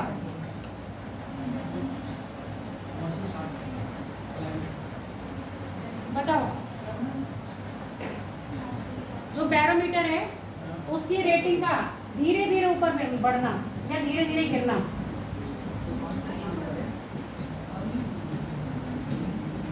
और बैरोमीटर की रेटिंग का अचानक ऊपर उठना। ये 3 कंडीशन है बैरोमीटर के साथ।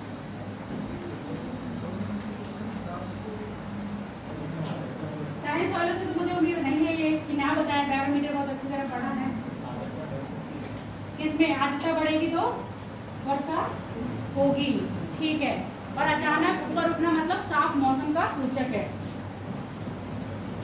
मौसम साफ रहेगा, कोई भी मौसमी घटना नहीं होगी, यहाँ पर वर्षा होगी।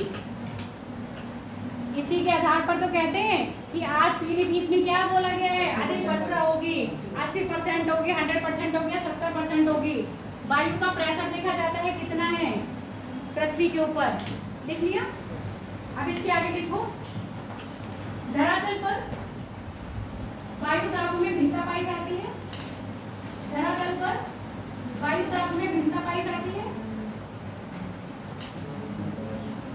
वायु दाब में भिन्नता पाई जाती है। धरातल पर वायु दाब में भिन्नता पाई जाती है। वायु दाब में यह भिन्नता, वायु दाब में यह भिन्नता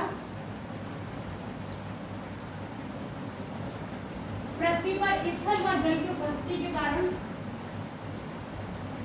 वायु दाब में यह भिन्नता स्थल पर, जो पृथ्वी पर स्थल व जल की उपस्थिति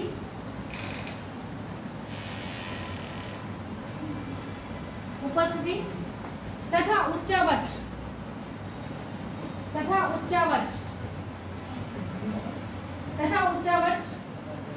को इंग्लिश में लेना, रिलीफ नाम नहीं है क्या था? तो आप अगर पापा का डालना तो बेटर डॉटर करके डालेगा, हस्बैंड का डालना तो वाइफ का। ठीक है, आपने हाई स्कूल में उसकी लिस्ट लिया होगा ना, पापा का चल रहा होगा, पापा का ही डालिए, पति का डालेंगे। आपने यहाँ पर क्या फॉर्म भरा, पापा का डाला है, रजिस्ट्रेशन नहीं हुआ है। वैसे तो मार्कशीट के हिसाब से काम में ही आएगा। लिखो क्या बनेगी तथा उच्चावच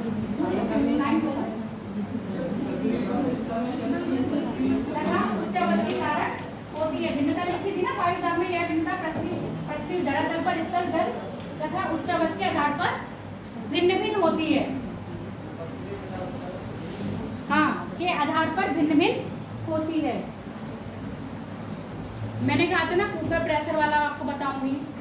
कुकर प्रेशर क्यों फटता है? कुकर प्रेशर के अंदर बहुत ज़्यादा प्रेशर हो जाए और उस गैस को निकलने के लिए कोई स्थान ना मिले तो क्या होगा, आराम से फट जाएगा। क्योंकि कुकर के अंदर जो प्रेशर होता है, वायु दाब का प्रेशर जो है बहुत ज़्यादा अधिक होता है बाहर के वातावरण से। इसीलिए ऊंचाई पर कभी जाओगे, जैसे जैसे ऊंचाई पर जाओगे, ये नॉर्मल चित्र है जो मैं बना रही हूँ, आप बना लेना और फिर बाद में इसको अपने शब्दों में घर पर जाके लिखने की कोशिश करना।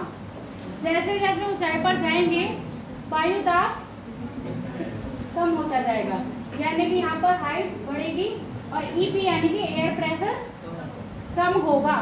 इसलिए पर्वतारोही जब ऊपर जाते हैं तो क्या करते हैं, पहली बात तो रुक रुक के जाते हैं ताकि वो वातावरण के साथ अनुकूलित हो सके। नॉर्मल एक सवाल पूछा जाता है कि एरोप्लेन से सफर करने के दौरान इंक क्यों निकलने लगती है पैन से? वायुमंडलीय दाब के कारण।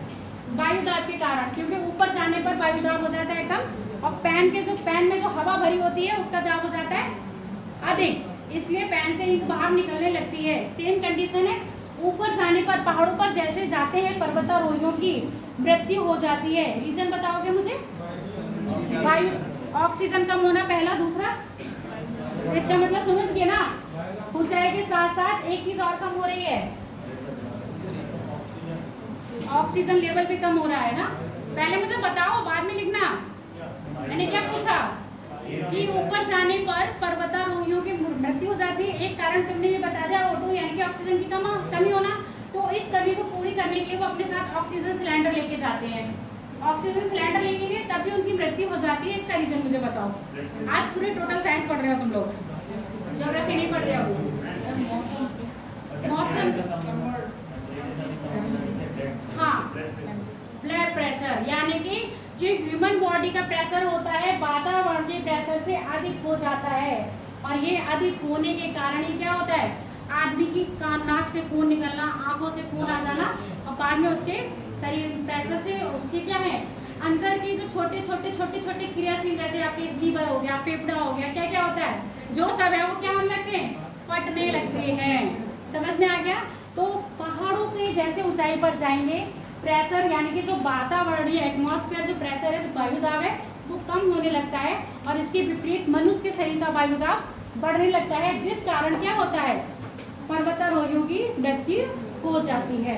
बात समझ में आ गई? पूछा जाएगा ऊंचाई के साथ बढ़ने पर आपका एयर प्रेशर कम होता है। यूपीएससी ने इस बार ये डायरेक्ट पूछ लिया क्वेश्चन, और इसके साथ साथ अभी आरो का हुआ था, उसमें भी ये क्वेश्चन आया था। तो आप ज्योग्राफी को साइंस से भी रिलेटेड करोगे ना, तभी क्वेश्चन बनते हैं। आगे बात समझ में? इसके साथ साथ और जगह हो सकता है, एक और बताया था, जैसे टेम्परेचर बढ़ेगा वायुदाब क्या कम होगा या बढ़ेगा? तापमान के बढ़ने पर, ये रिलेशन है, तापमान के बढ़ने पर वायुदाब भी कम होगा।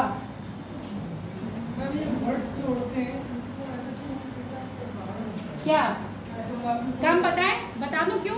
जैसे ही टेम्परेचर, अभी रुको, जैसे ही टेम्परेचर क्या होगा, किसी स्थान का टेम्परेचर बढ़ा हुआ है, वहां की वायु गर्म हो जाएगी, गर्म होकर ऊपर उठेगी ना। आगे बात समझ में? वायु गर्म होकर ऊपर उठेगी तो ये स्थान खाली हो गया, तो यहाँ पर प्रेशर कम लगेगा, और जबकि जहाँ पर टेम्परेचर क्या है, कम है, जैसे कहाँ बैठेंगी, नीचे, तो यहाँ पर प्रेशर ज्यादा होगा। समझ में आ गया? जहाँ जहाँ टेम्परेचर बढ़ेगा, एपी यानी कि एयर प्रेशर भी क्या होगा, कम होगा। ऊंचाई बढ़ेगी तो एयर प्रेशर कम होगा। ये रिलेशन आप अपने एज इट इज क्या करोगे, कॉपी पे नोट डाउन कर लो। ऐसे लिखो, वायुदाब तथा तापमान में संबंध, एरो ये बना लेना ऐसे ही, और इनको अपने शब्दों में जाके घर पे लिखना, अपने शब्दों में जाके घर पर लिखोगे। दूसरा लिखो, वायुदाब तथा ऊंचाई का संबंध। हाँ, और अगर पहले वैसे लिखना चाहते हो तो ऐसे लिख लो, वायुदाब का ऊंचाई व तापमान के साथ संबंध। एरो यही बना के अपनी लैंग्वेज में लिख लो, याद रहेगा।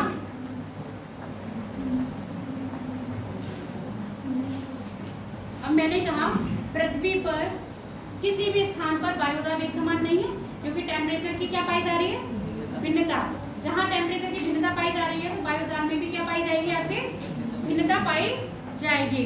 अब इसी आधार पर हमने जो वायुदाब को बांटा है, पेटियों में बांटा है।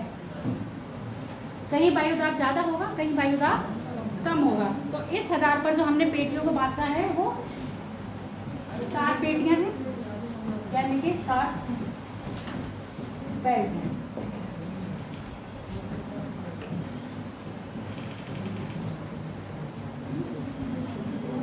अभी 7 बेल्ट समझ लो। किसी भी अर्थ पर जो टेम्परेचर है, उसमें भिन्नता का कारण आपको पता है क्या है? सबसे पहले तो सूर्य का ताप पृथ्वी पे समान नहीं पड़ रहा है, और वो ना पड़ने का कारण क्या है? पृथ्वी का अपने अक्ष पर 3.5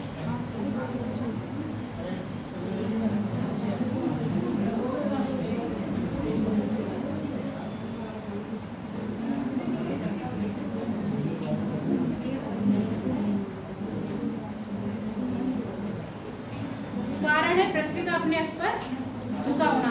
ये चित्र सबको याद है? या नहीं? कॉपी में ये चित्र बना के रखना। चलो ये चित्र याद है, दूसरा दिखा देना।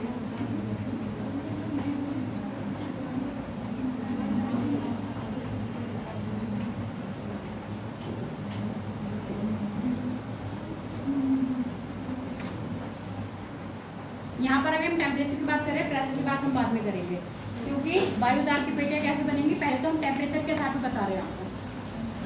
अगर हमारी पृथ्वी बिल्कुल सीधे होती तो पूरा पूरा प्रकाश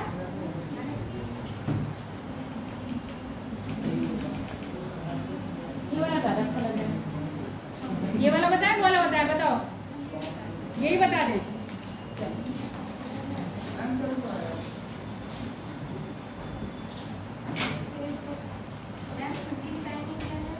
छुट्टी की टाइमिंग 2 बजे, क्योंकि लगभग 2 ही बज जाते हैं सारे क्लास छूटते छूटते। 1.5 घंटे के तो सर जनरली सर कितने बजे छूटते हैं? सर मुझे ये बताओ, उनका नहीं देखोगे, फिर मेरा 1.5 घंटा देखो, फिर 2 ही बज जाते हैं ना वो। ऑन पेपर मत देखो। चलो यहाँ देखो, यहाँ पर देखो, यहाँ पर ध्रुव है ना, और यहाँ भी देख रहे हो सूर्य का प्रकाश का सीधे पड़ रहा है, लाइट पड़ रही है ना सीधे। और यहाँ देखो सूर्य का प्रकाश सीधे पड़ रहा है, तो सूर्य का प्रकाश विषुवत पे हमेशा पड़ेगा। विषुवत से 23.5 डिग्री और 23.5 डिग्री, उत्तरी और 23.5 डिग्री दक्षिणी अक्षांश जिसको कहते हैं, कर्क रेखा और मकर रेखा, और साथ में आपका इक्वेटर, इन तीनों पर लंबवत पड़ रहा है। इसके बाद सूर्य का प्रकाश कैसे पड़ेगा?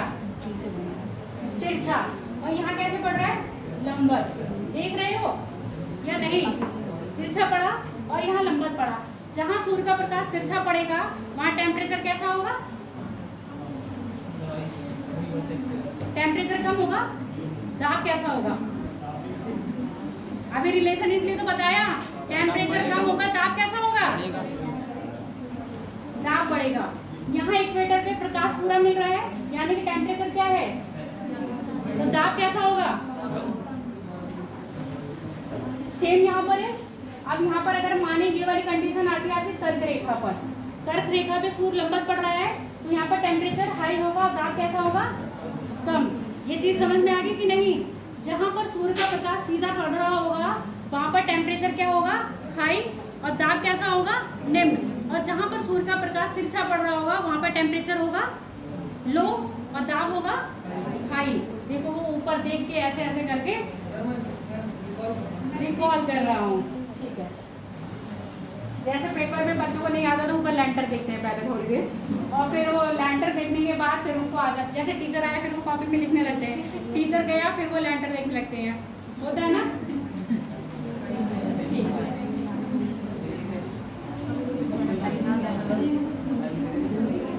आप मेरी बात सुनो, यहाँ पर जो हमने क्या बांटेंगे, 7 पेटियाँ बताई है, 7 पेटियाँ पूरे ग्लोब में तो बांटोगे, ठीक है।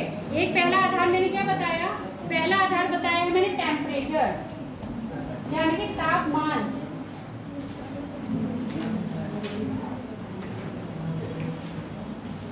तापमान में भिन्नता होना ही क्या वायु दाब का उत्सर्जन करता है। पर अब कहीं कहीं अभी देखोगे क्या, पहले दिखाई दे रही हूँ आपको। ये 0 डिग्री इक्वेटर बनाया, ये चित्र बना लो बेटा, हेडिंग डालोगे ऊपर वायु दाब पेटियाँ, उसके बाद ये चित्र बनाओगे और साथ ही साथ बनाते चलो। अब बना लो, बातें बाद में करना।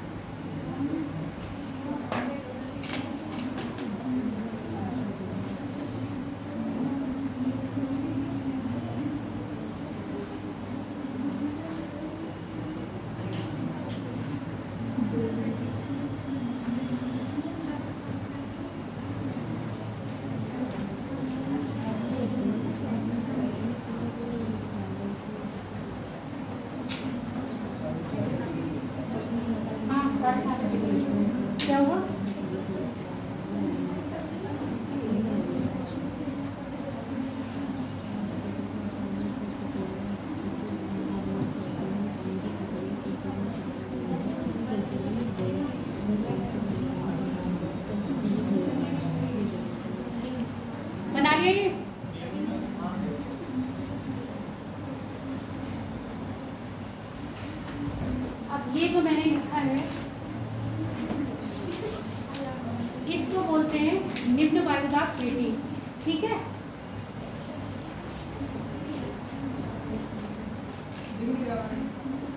मोटा करूं फिर स्पेस नहीं बचेगा। रेड नहीं दिख रहा है, व्हाइट दे दूं?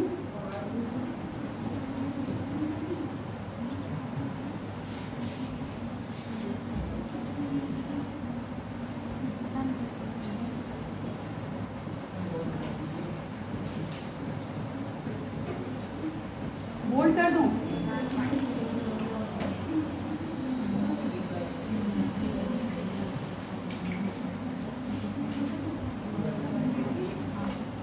ये दुर्गों पर है ना, ये विश्वत पर आ रही है ना, तो इसका नाम है विश्वतीय निम्न वायुदाब पेटी।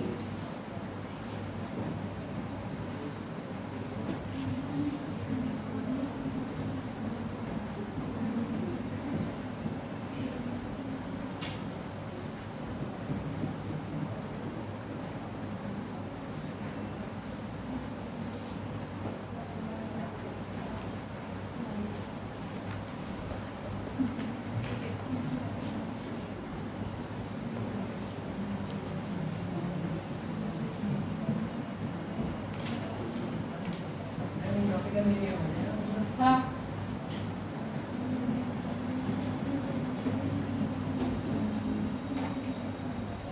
उपोष्ण उच्च वायुदाब पेटी, इसको आप बोलेंगे सब ट्रॉपिकल हाई प्रेशर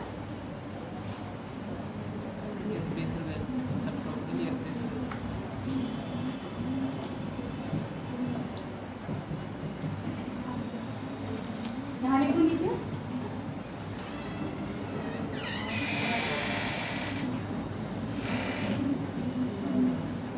सब ट्रॉपिकल हाई प्रेशर बेल्ट, इसको बोलेंगे ट्रॉपिकल लो प्रेशर बेल्ट।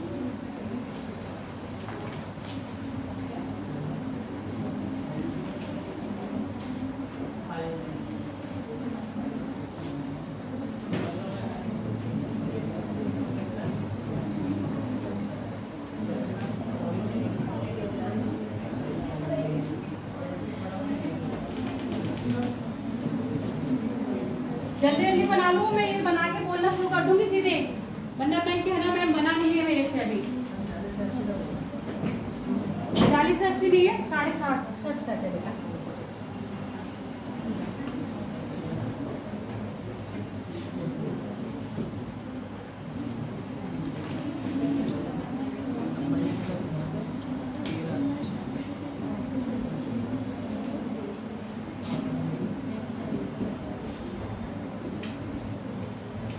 सब polar low pressure belt,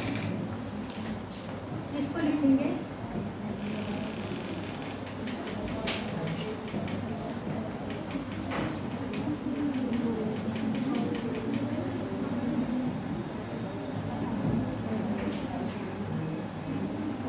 Hindi में लिखते हैं यहाँ पर इसको। ये दोनों हाई प्रेशर ही रहेंगे ना ऊपर नीचे?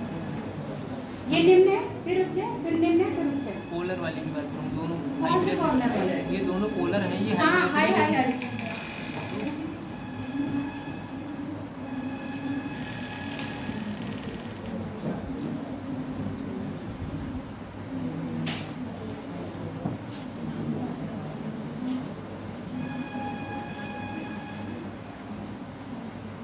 बना लिया? ये क्या बनाते हो? ये तो मैंने आपको जोन दिखाया है, ठीक है, कलर चेंज कर दूं?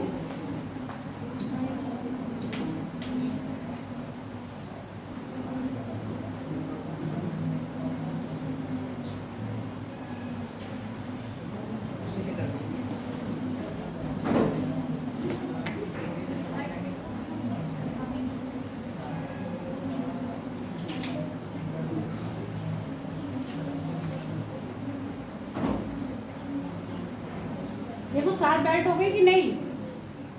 3 ऊपर 3 नीचे और 1 बीच में, हो गए 7 बेल्ट। अब लिख लो, बन गया? फटाफट लिखो। जो बनाएगा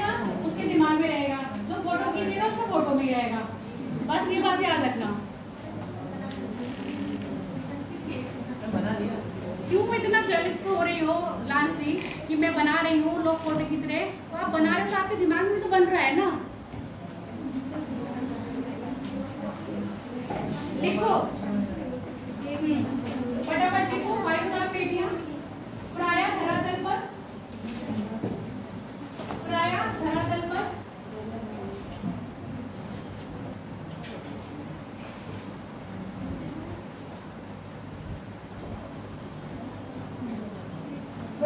धरातल पर वायुदाब पेटियों को 7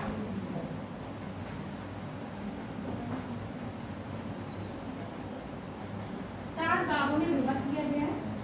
7 भागों में विभक्त किया गया है।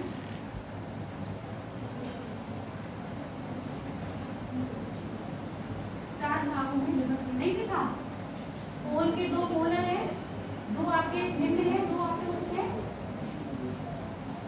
3 उच्च हो जाएंगे ना? कितना है? एक बीच में निम्न है, इधर निम्न है, फिर एक पोलर है। काउंट कर लो, पूरे साथ ही लिखो। लाइन बोलो, मैंने क्या बोला है? लाइन बोल मैंने क्या बोला है? 7 भागों में विभक्त किया है। आप लाइन चेंज करके लिखो। सामान्यता वायुदाब पर, समानता वायुदाब पर तापमान का प्रभाव पड़ता है। समानता वायुदाब पर लिख लो। चरण लिखा हुआ तो तुम्हारा पहले वाले भी है चरण पढ़ाएगा, इसे मैं पढ़ाने को मैं दूंगी, चिंता क्यों कर रहे हो? जैसे पहले देती थी ना, याद है? बस वैसे ही पढ़वाऊंगी, थोड़ा सा टाइम होने दो। टाइम बोल दो। प्रायः तापमान का पड़ता है। पहले मुझे लाइन बोलो पूरी, फिर मैं आपको बोलूंगा। तापमान का प्रभाव पड़ता है, वायुदाब पर तापमान का प्रभाव पड़ता है, परंतु ऐसे बोलो ना, देखो प्रभाव पड़ रहा है तो यानी कि ध्रुवों से ऊपर जाने पर टेम्परेचर क्या होना चाहिए था? टेम्परेचर क्या होना चाहिए था? ध्रुवों पर जाने पर कम होना चाहिए। कम टेम्परेचर कम होता तो कौन सा बनता? वायुदाब उच्च बनता है या निम्न?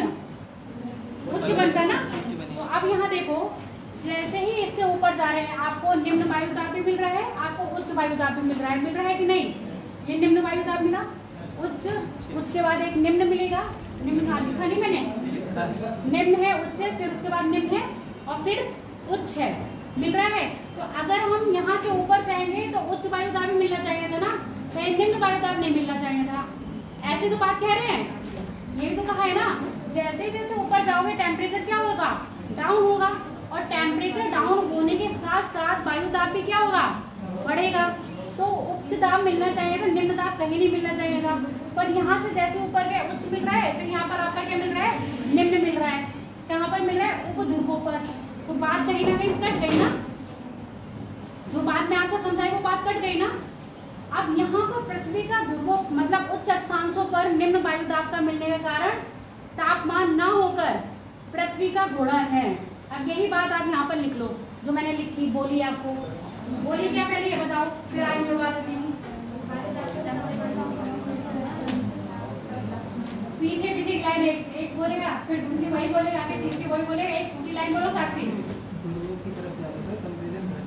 यहाँ पर मैं बता रही हूँ ना, अभी बोलो तुम ये लिखो, वो लाइन बोली है जो लिखी वो बोलो।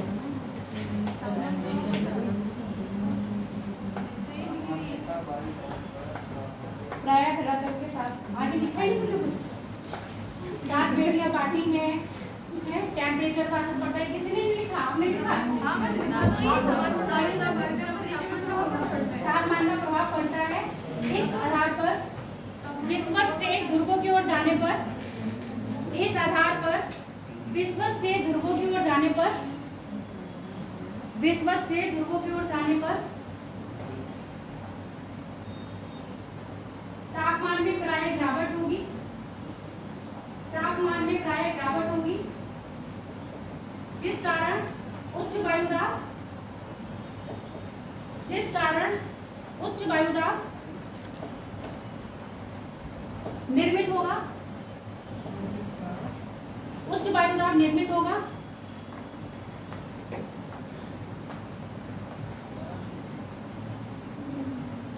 उच्च वायु दाब निर्मित होगा, परंतु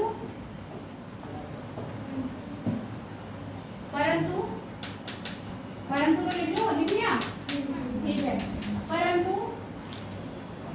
ये पेटी लिखो, उच्च अक्षांशों पर, उच्च अक्षांश लिख लेना, जो अक्षांश बताया है 40 से 66 डिग्री उत्तरी अक्षांश और दक्षिणी अक्षांश, 40 से 66.5 डिग्री उत्तरी व दक्षिणी अक्षांश निम्न वायु दाब पेटी को दर्शाते हैं। निम्न वायु दाब पेटी को दर्शाते हैं। ये कहाँ दर्शा रहे हैं मैम? 66.5 से 80 वाला दर्शा रहा है। वो तो दूरबीन दिखा रहा है बेटा, देखो 4, ये तो पता है 40 से 66। नहीं, अक्षांश तो गलत बोल रही हैं आप, 40 से 66.5। 40 डिग्री से 66.5 डिग्री अक्षांश है ना, तो फिर कहाँ गलत बोला मैंने? उत्तरी और दक्षिणी दोनों ही है।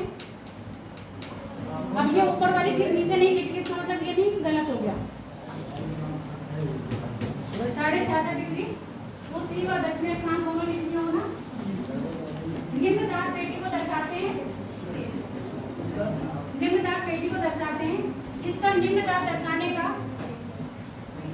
इसका निम्न दाब दर्शाने का कारण तापमान न होकर, इसका निम्न दाब दर्शाने का कारण तापमान न होकर पृथ्वी का घूर्णन है,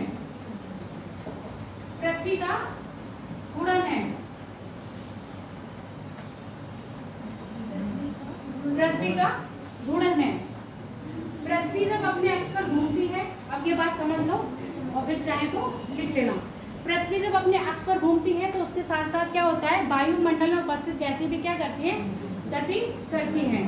ये गति वायुमंडल में गैसों की गति, जो आपके वायु दाब होता है ना, निम्न वायु दाब से उच्च वायु दाब होगा या उच्च वायु दाब से निम्न वायु दाब होगा?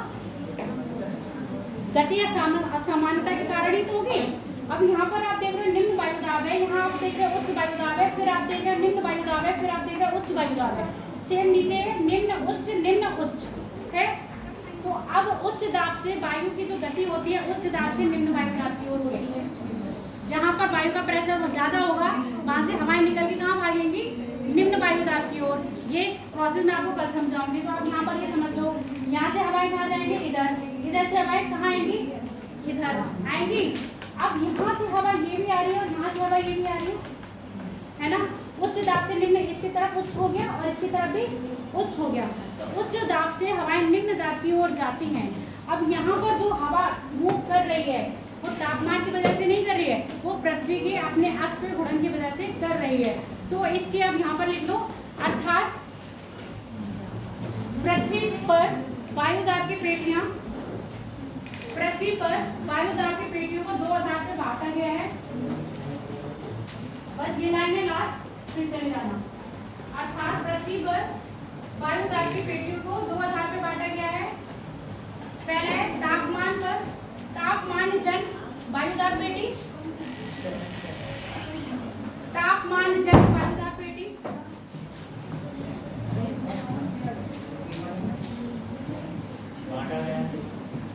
मैं नाम लिख दे रही हूँ।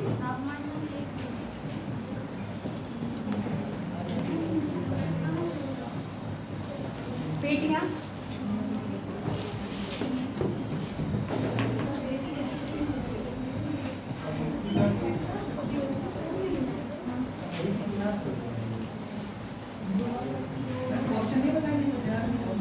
बोल दिया ना मैंने, कौन सा बोल दिया? सो रहे थे तुम, क्या बताओ? सस्ते वाला ना था। हाँ। और कल वाला कौन कौन करके लाया? सिर्फ एक ही करके लाई है। लाए हो तो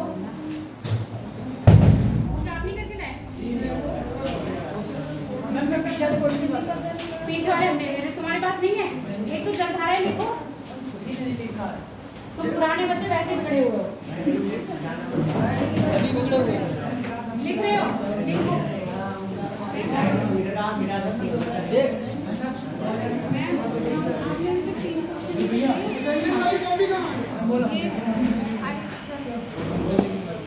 बोली पहले जलधाराओं वाला लिखा ला हूँ और ये पॉज कैसे होगा? ऊपर वाले सो ये हाँ